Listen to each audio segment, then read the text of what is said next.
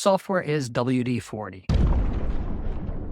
It's not the engine of transformation, it's the grease.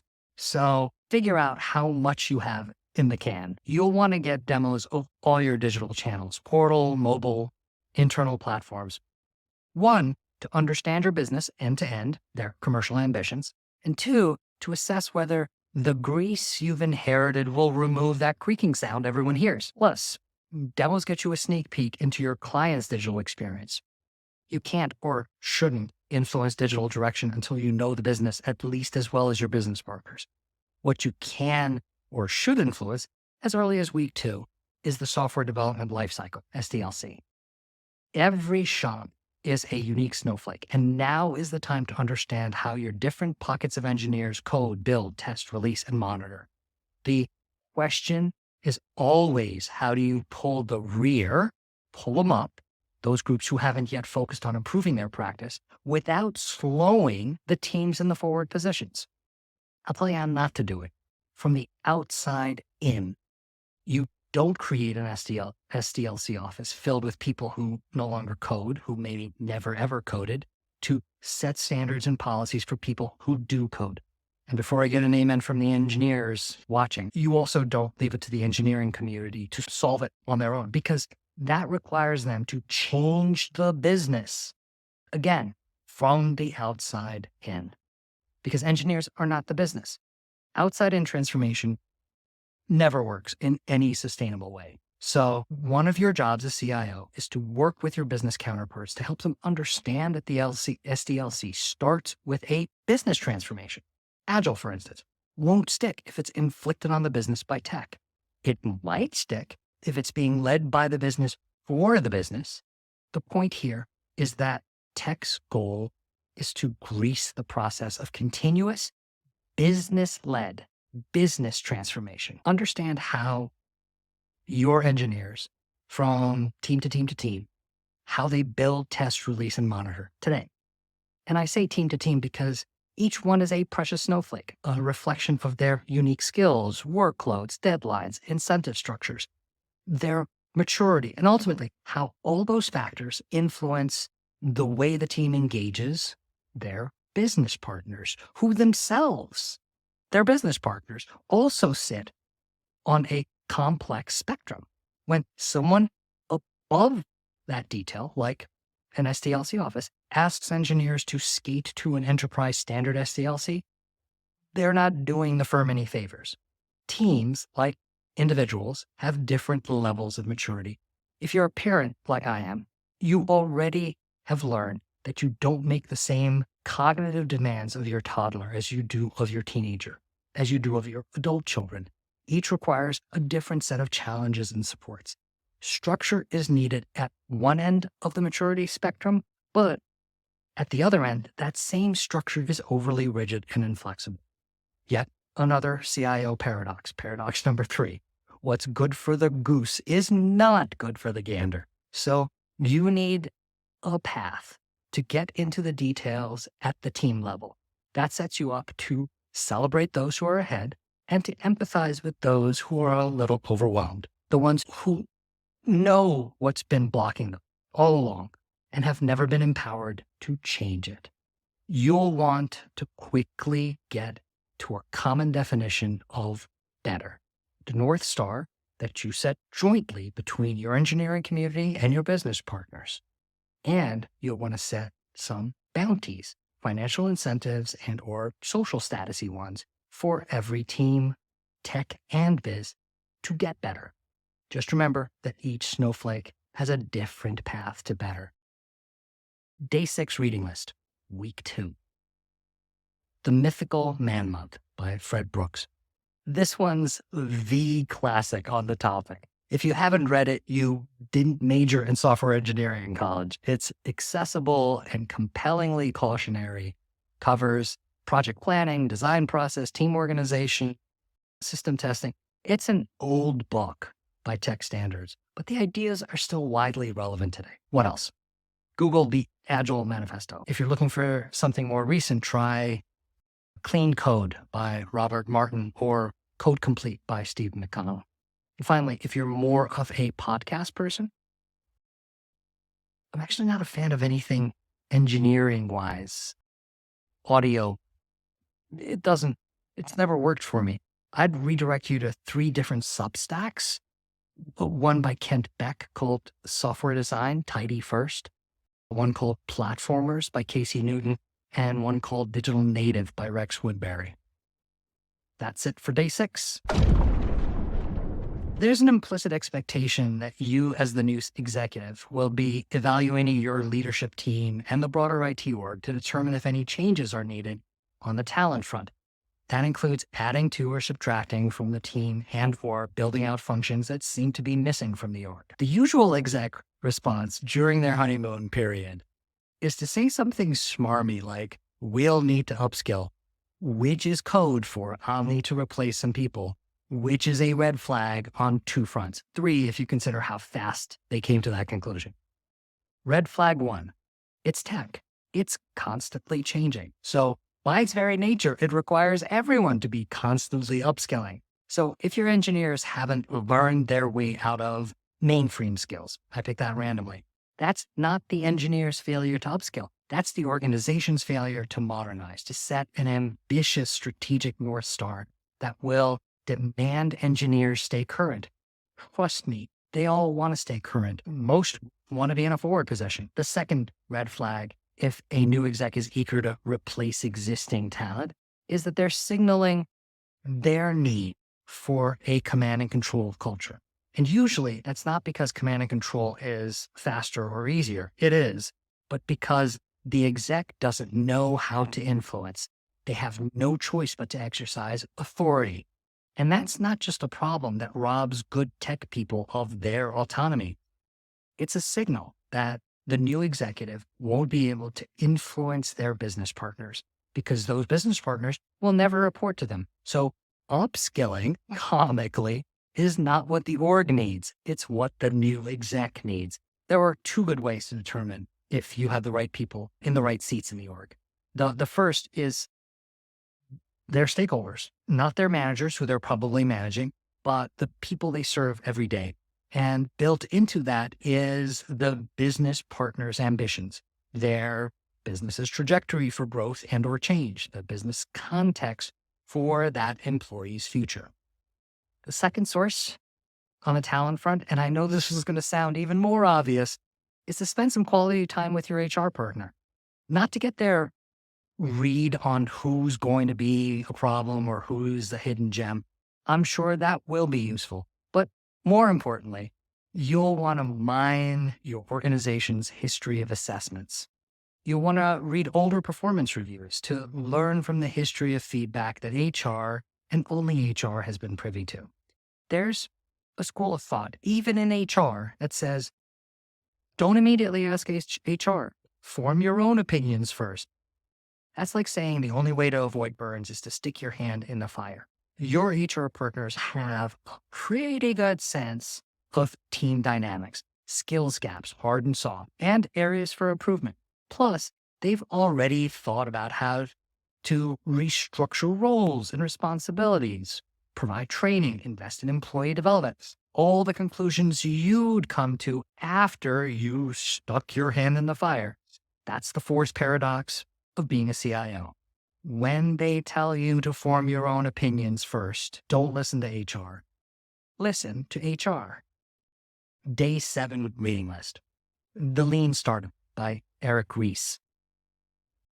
It's a much better read if you have no intentions of ever starting your own startup.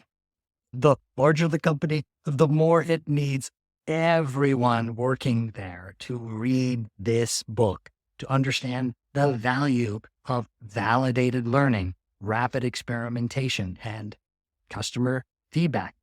Figure out what the customer wants without asking them first, which can help create products that are more innovative and better suited to the needs of the market. Book number 2, not directly related, Awakening Your Ikigai by Ken Moji. Great book to noodle on for a sense of purpose, finding meaning in your work and personal life. And finally, if you're more of a podcast person, try the Engineering Leadership Podcast. That's it for day 7. It's never too early as a new CIO to be thinking about risk management. The big 3 these days are cybersecurity, how to protect the organization from bad actors, external mostly, but internal data breaches, how to safeguard sensitive information from unauthorized access, and tech obsolescence, ensuring that the legacy tech plant remains up to date with continuous investments in modernization. It's not some wild overstatement, though, to say that the CIO's primary job is risk management. Everything in tech and the business has a risk context. We talked about a PMO last week. That's the risk of poor governance, the need to establish proper frameworks and processes to guide decision-making. It's a fiduciary responsibility to spend your company's money wisely. And in the coming weeks, we might or might not talk about vendor management, effectively managing relationships with external suppliers, business continuity, ensuring uninterrupted operations, and minimizing the impact of disruptions. We'll definitely talk regulatory compliance, making sure you don't end up in an orange jumpsuit, change management, talent acquisition, budget. Everything has an important risk context. Everyone's job is risk management. But if it's everyone's job, it also tends to be no one's job. So the question to ask in week 2 is, who outside of you owns the practice? Whose job is it to think exclusively about the risks in your operating discipline and how to mitigate? You need someone fully dedicated to establishing and improving a risk management practice. Someone who will operationalize proper frameworks and processes to identify risk, to regularly conduct thorough assessments of potential issues, to work with the company's leadership to prioritize risks, to de-risk, to develop mitigation strategies. That's what de-risking is about, and action plans to eliminate what people have identified and prioritized, to implement risk controls like cyber protocols, data backup strategies, disaster recovery plans. It's a full-time gig. Or if your company is large enough, it's a team's worth of work. There's also a communications angle to it, business-facing, client-facing, and that's going to plug into the incident management practices we talked about in week 1, Thursday last week. There's a training angle to it, which bleeds into an awareness angle, because as you're training, you're creating awareness and establishing ways to make risk an active, ongoing discussion. And all that leads to the 5th paradox of being a CIO. The more risk you uncover, the less risky your org. There will be a bump in identified risks when you first establish the practice, or when you put some muscle into being a maturing practice. But that's good. A maturing risk practice demands that you broaden and deepen the search for potential threats, so your steady state should be flat and mildly trending up, not trending down. Your mitigating controls should be getting more mature over time, getting more and more proactive. Risk is never once and done. Day 8 reading list. Instead of some textbook on risk management, read The Alchemist by Paulo Coelho.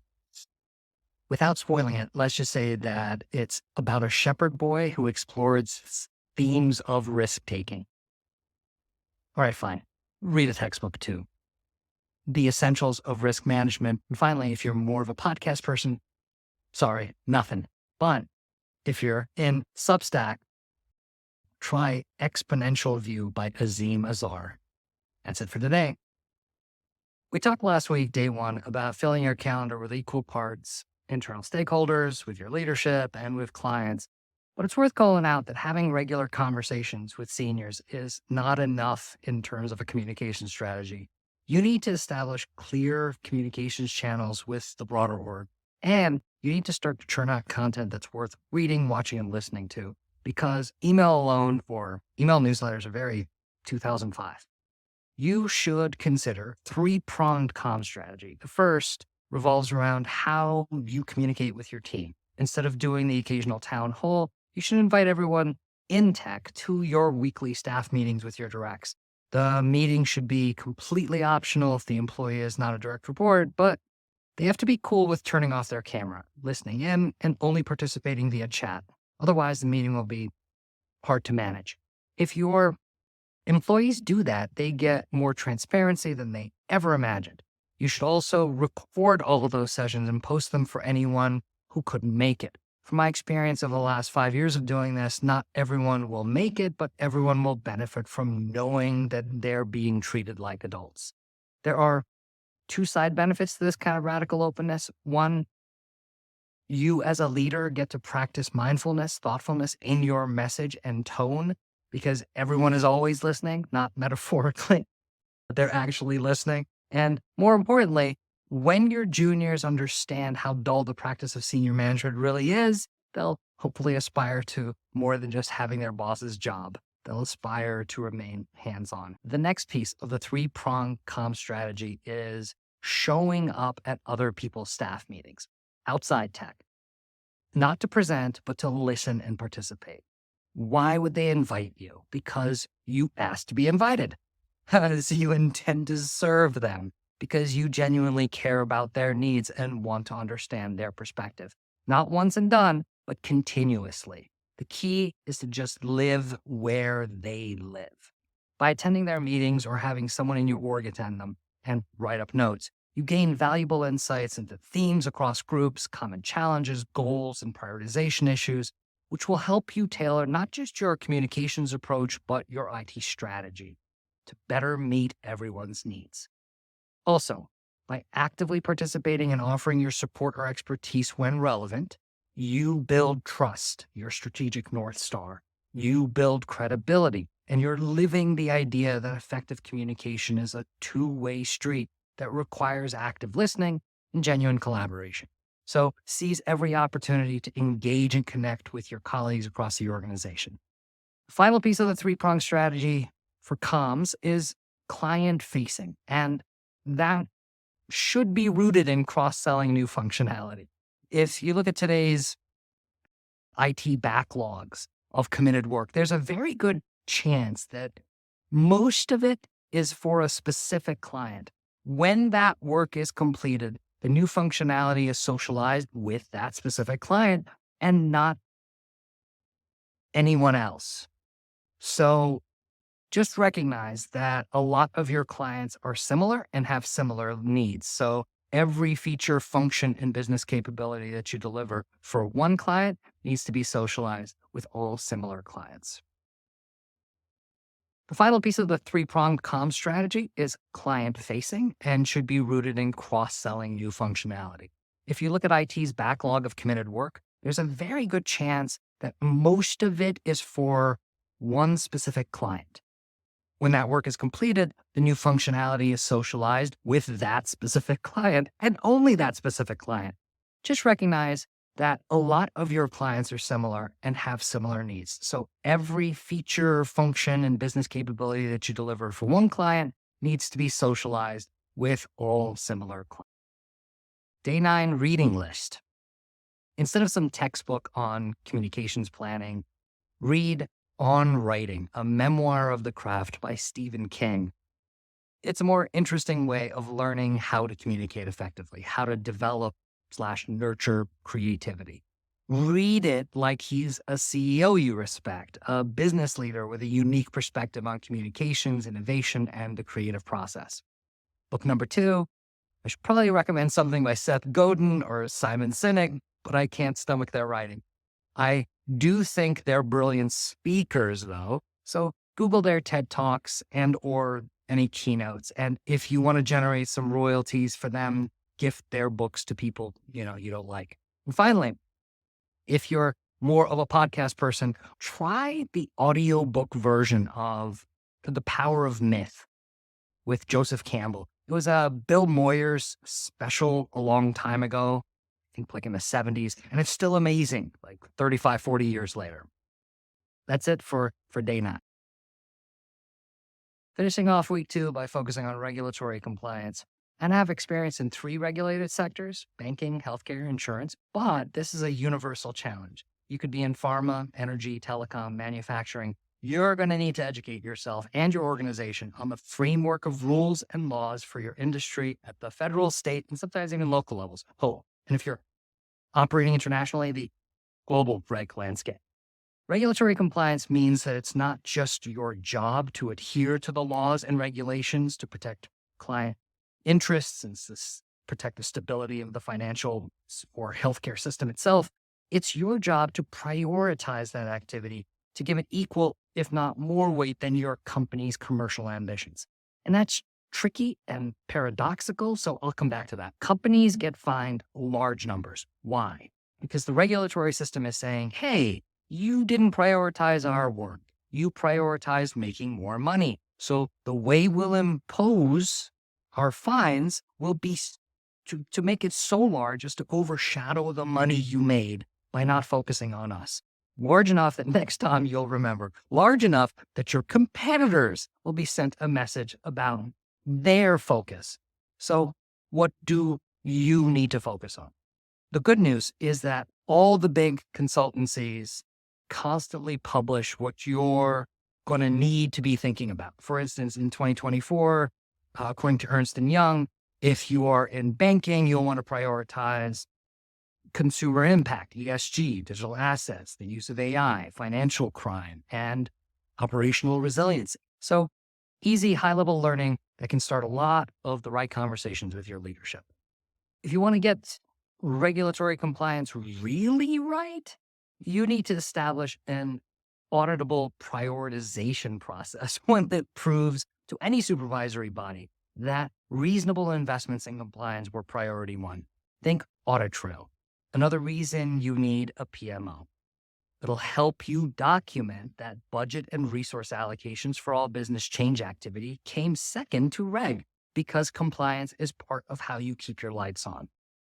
You fund run first, it's, in its entirety, then change. That's a good start. Then what? Well, you treat compliance as a strategic initiative, as a differentiating commercial investment. And here lies the sixth paradox. Yes, you need to stitch compliance into the fabric of your culture with clear accountability and ownership. But if you stop there, you miss the bigger picture. Two huge opportunities. One, regulatory compliance builds trust, IT's strategic North Star. And two, a robust compliance framework can and should be executed through a commercial lens with commercial imagination. I did a walk on this where I talked about how something as boring as KYC, know your customer, KYC, a regulation, can be executed to check the box, or it can be delivered with commercial intent. If you're a crusty old bank, you're doing it begrudgingly. If you're a Meta or a Google, you know your clients, KYC, not for regulatory reasons, but for commercial reasons, because there are trillions to be made in knowing your clients. So that sixth paradox, what I call the AWS paradox, Amazon Web Services. If you keep the lights on better than everyone else, you can scale up that business capability. Then compliance is a commercial opportunity, a strategic lever for top-line growth. Do it right, and you're satisfying your regulatory obligations and building trust and making more money. Day 10 bibliography. Instead of some textbook on regulatory compliance, read some books about companies who failed spectacularly at doing the right thing. There's The Smartest Guys in the Room, The Amazing Rise and Scandalous Fall of Enron by Bethany McLean and Peter Elkind. There's Bad Blood, Secrets and Lies in a Silicon Valley Startup by John Carreyrou. If Enron and Theranos aren't cautionary enough, try The Wizard of Lies, Bertie Madoff and the Death of Trust by Diana Henriquez. And finally, if you're more of a podcast person, try FINRA Unscripted. Yes, that FINRA, the Financial Industry Regulatory Authority, FINRA. They're an independent, non-governmental organization that writes and enforces the rules governing registered brokers and broker-dealer firms in the United States. Okay, so that's it for day 10. Second weekend in, I just watched my day 6 through day 10 shorts, and all I keep thinking is, I'm already getting restless with the amount of meetings I'm having. Not because they're me drinking through a fire hose, but because meetings tend to be confused with work. They're not work. They're a tax on work. You pay the tax with the hope that you're getting an underlying service, better communications, more efficient work. How do you reduce that tax? A transformed SDLC, day 6. A better comms strategy, day 9. Meetings are funny. What's said in them is not what's heard, and worse, what's said is not what's meant. They're multi-layered comms failures. They're risk. So maybe we frame meetings as risk. Day 8. Cutting down the number of meetings we all have is a universal complaint. That's why everyone has at least toyed with the idea of no meeting Fridays. The problem is not meetings. At a human level, the problem is people feeling compelled to join them, being unable to say no, knowing that their alternative to meetings is to change everyone's digital habits, to live in Teams or Slack, to be locked into a virtual conference room with a multidisciplinary single-threaded team. So maybe we frame meetings as the real opportunity to upskill our workforce. Day 7. Not to replace them, but to transform how they work. Looking forward to week 3.